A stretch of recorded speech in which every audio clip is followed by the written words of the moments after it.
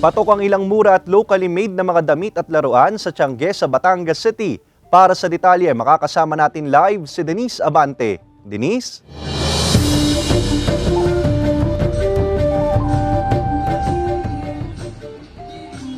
Sa mga oras na ito, unti-unti nang dumadagsa ang mga mamimili rito sa Batangas City sa unang araw ng pagbubukas ng Tianggean 2024.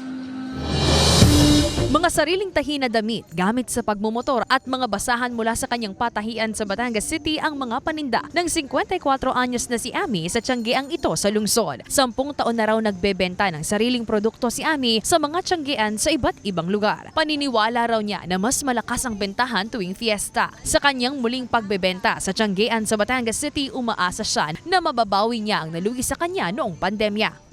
Basta Tiangge, alam ng mga tao na pag may Tiangge talagang sila dumadayo. Malaki ang difference kung sa market namin ay matumal talaga. Pag basta may Tiangge talagang sila ay pumupunta po at namimili naman talaga. Open na ngayon yung hindi na kasi nung pandemic. Dadami talagang tao. Ayon sa Office of the City Veterinary and Agriculture na isa sa mga nag-ayos ng taunang Tianggean, katuwang ang Cultural Affairs Committee at pamunuan ng Palengke, layo nito na mas mapalakas ang bentahan ng mga tinderang nasa Batangas City New Market. Isa rin daw kasi itong paraan para mahikayat ang mga residente na tangkilikin ang mga produktong lokal.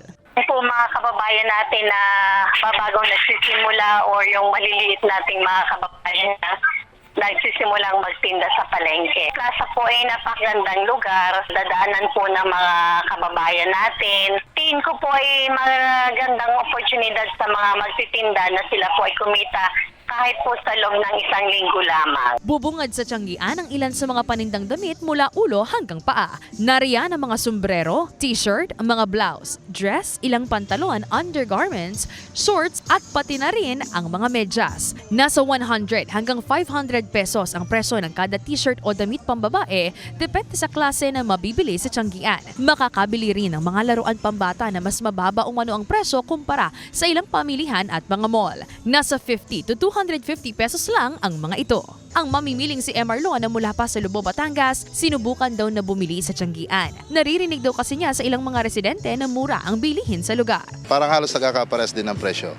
Nakakatawad pa rin dito minsan. Mas gusto lang tangkilikin yung sariling ating.